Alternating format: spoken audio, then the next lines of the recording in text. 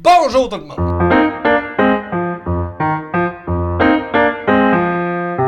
Comment ça va aujourd'hui? Moi ça va super bien, on va parler de vin. Dans la vidéo précédente, j'ai fait une présentation de ma chaîne, qu'est-ce qui était le concept général. Aujourd'hui, je vais vous parler de comment ça fonctionne, ma dégustation. Je vais faire ça simple pour que tout le monde puisse s'y retrouver. C'est juste de mettre les mots à la bonne place et je vous explique ça maintenant. Lors d'une dégustation, moi, j'ai 4 étapes. Bon, la première étape, c'est l'aspect visuel du vin. La deuxième étape, c'est l'aspect olfactif, le nez, les arômes. Troisième étape, c'est la partie gustative, quand on goûte le vin, hein, la sensation qu'il va laisser en bouche. Et la quatrième étape, c'est carrément la note que tu donnes à ton vin, ton opinion personnelle. Je ne m'étirerai pas sa note parce que ça, c'est moi qui la donne, puis vous qui allez vous donner une note personnelle à chaque vin que vous allez goûter. On les fait toutes automatiquement, ces étapes-là, mais là, je le fais carrément technique et très cartésienne. Donc, on va commencer avec la première étape, avec l'image que je vous présente maintenant, la couleur des vins. Okay, on va avoir les 3 types de vins, vin rouge, vin blanc et vin rosé. De gauche à droite, c'est du vin plus jeune au vin plus vieux. Juste préciser aussi que n'importe quelle bouteille qui est en twist cap, qui n'est pas de liège, ne peut pas vieillir, ou pratiquement presque pas. Il va rester jeune, il va garder le même goût s'il n'y a pas d'air qui passe. Pour qu'un vin vieillisse, il faut qu'il y ait une certaine respiration par le bouchon de liège. Comme on peut voir sur l'image, les vins rouges, lorsqu'il est plus jeune, il a une couleur plus violacée, violet. Ensuite, il passe au rubis, rouge franc, comme j'aime bien le dire. Ensuite, le grenat. Grenat, c'est comme rouge brunâtre avec des reflets orangés. Souvent, un vin qui va être un petit peu plus vieux, qui va entrer dans la phase de maturité, ayant plus vieilli, va avoir une teinte orangée pour atteindre le déclin qui va être la couleur brun, carrément. Un vin brun, j'en ai jamais goûté. Par contre, moi je vous dirais que tout ce qui est brun dans la vie, j'ai pas le goût vraiment d'y goûter. Ensuite, on va avoir le vin blanc. Lorsqu'il est plus jeune, on va avoir des teintes plus citron. Ensuite, on va aller vers le doré. Dans le milieu, j'en ai rajouté un qui est vraiment au centre. J'ai plus un jaune paille. Ça ressemble beaucoup au jaune doré, mais il va avoir une petite teinte un peu plus ambrée, ou qu'on va venir au ambré, justement, et à la fin, il va devenir plus brun, comme le vin rouge. Quand le vin atteint une couleur brune, c'est vraiment parce qu'il est en déclin. Sur le vin rosé, on peut voir que étant plus jeune, il va avoir un rose, il va avoir un rose avec une teinte violacée. Il va passer ensuite au saumon et pour finir avec des teintes orangées. Parfois, les rosés, il peut avoir des teintes orangées même étant jeune. Ça reste à voir, mais pour ce qui est des rouges et des blancs, je trouve que c'est très précis et très simple de voir ces palettes de couleurs-là. Étape numéro 2, l'aspect olfactif du vin, les arômes du vin. Il y a 3 types d'arômes qu'on peut déceler. Il y a les arômes primaires, secondaires et tertiaires. Les arômes primaires, c'est les arômes de fruits, ce que le raisin propre à lui dégage. Les arômes secondaires, c'est l'élevage. L'élevage en bois ou tout simplement fermenté dans une cuve d'inox va laisser aucun arôme différent du fruit.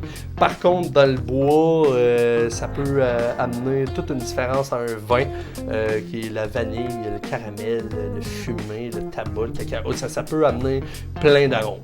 Ensuite, on va avoir les types d'arômes tertiaires. Tertiaire, c'est exactement ce que le vieillissement va apporter comme arôme au vin. Quand on fait vieillir un vin, les arômes changent.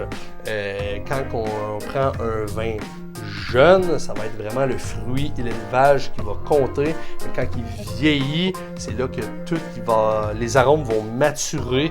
Souvent, ce n'est pas des très belles arômes, ça dépend de quel vin, mais souvent ça va ressortir comme des arômes d'écurie, d'animal de cuir, le chien mouillé, tu sais, ces choses-là, l'humidité, ça va sentir le vieux. Ça, c'est les arômes tertiaires, c'est ce que le vieillissement va apporter au vin. Je vous mets une image à l'instant de la roue des arômes des vins. Sur cette roue, on voit à peu près tous les arômes qu'il peut avoir dans le vin. C'est sûr que vous pouvez en sentir d'autres de qu'est-ce qui est là, mais je trouve que la roue est très complète et très simple. Donc, je vais commencer. Je vais énumérer vite fait à peu près tous les arômes. C'est sûr que je vais en sauter une copule, mais je vais essayer de faire ça le plus complet possible. Premier, on va avoir les arômes fruités. On retrouve les fruits rouges. Dans les fruits rouges, nous avons le cassis, la framboise, la mûre et la fraise. Ensuite, on va avoir les fruits à noyaux, qui est la cerise, la pêche, abricot et la prune. Ensuite, on va avoir les fruits à pépins, qui est la pomme, la poire et le muscat. Le muscat, je sais que c'est un cépage, mais le fruit, j'en ai jamais goûté. Ensuite, on va avoir les fruits exotiques, la banane, l'orange, le citron, l'ananas, le pamplemousse. Et souvent, j'en rajoute un, on peut sentir le litchi, qui est un fruit exotique. On va avoir les fruits secs, qui est les noisettes, les noix, amandes, figues, pruneaux et les raisins secs. Ça fait le tour des fruités. Ensuite, on va avoir les arômes végétals. Eux, ils incluent le bois, le pin, le cèdre, le chêne, la résine. Par contre, le bois, c'est quelque chose que je trouve que c'est végétal, mais jamais je vais dire qu'il y a un arôme végétal quand je sens du bois. Hein? Quand ça sent le bois, ça sent le bois. Dans le végétal, quand je pense à végétal, je pense plus à fougères, herbacées, foin frais, le tilleul, la verveine, la citronnelle, ces choses-là.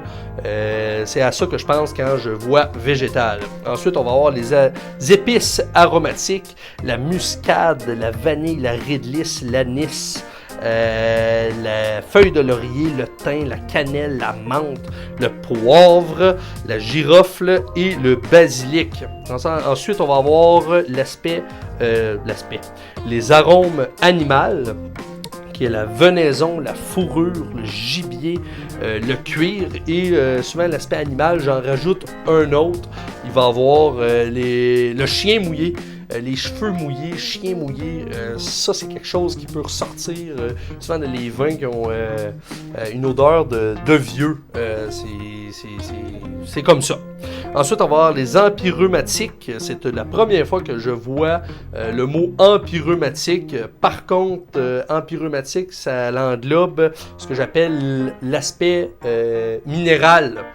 La pierre à fusil, le silex, souvent on peut sentir la craie.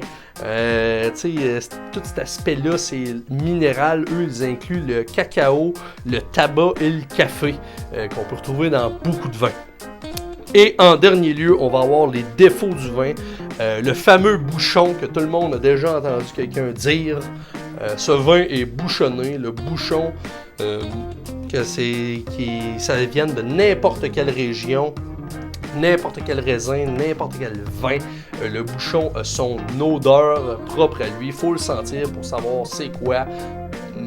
Donc le bouchon, ça sent comme le moisi qui est encore dans les défauts. Ensuite, on va avoir l'odeur de pourri. Dans le défaut chimique, il va y avoir l'acétique, un vin qui tourne au vinaigre, la piqûre acétique qu'on appelle. Une fois tous ces défauts-là dans le vin, si vous défaut dans le vin, rapportez-le à SAQ, ils vont vous l'échanger, comme ça vous pourrez aller avoir, vous pourrez changer pour la même bouteille et goûter votre vin sans défaut. La troisième étape est la partie gustative de la dégustation. Ça a l'air compliqué, je vais vous mettre une image, ça a vraiment l'air compliqué, mais ce qui est bon à retenir de cette image-là, c'est les trois axes principaux. Dans le vin rouge, il y a trois axes. En vin blanc, il y en a seulement deux sur lesquels on se fie. Je vous mets l'image maintenant et je vous explique ça vite fait. Donc, sur l'image, ce qu'on peut voir, il y a plein de lignes. Là. Par contre, il y en a juste trois sur lesquelles on va se fier. En bas, à gauche, on va avoir l'axe de l'acidité. En bas à droite, on va avoir l'axe du moelleux, comme on dit. J'aime mieux dire le mot texture, qui est étroitement relié au taux de sucre. Hein? Ensuite, on va avoir l'astringence qui est en haut au sommet, qui est les tanins du vin. Comment il assèche la bouche en fin de bouche. Donc, dans l'ordre qu'il faut suivre, on va parler de la texture parce que c'est la première chose qu'on ressent. Ensuite, l'acidité parce que c'est la langue qui le perçoit, l'acidité. Et quand on avale notre vin, il y a les tanins qui assèchent notre bouche. Au centre, les trois axes se croisent. Au centre, c'est ce qu'on appelle l'équilibre. Je vous explique chacune des axes.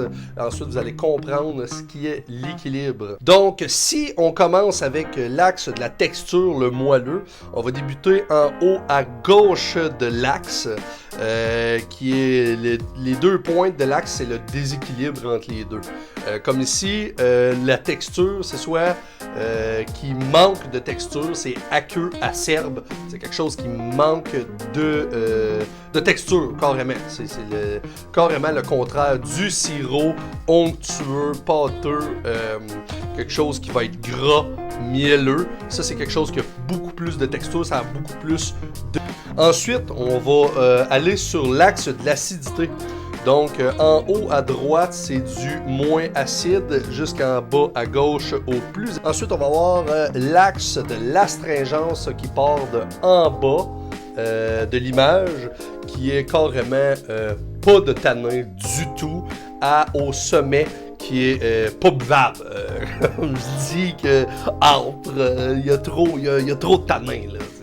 T'as pas le goût de boire quelque chose comme ça, ou s'il y a trop de tanins, fallait vieillir pendant 150 ans.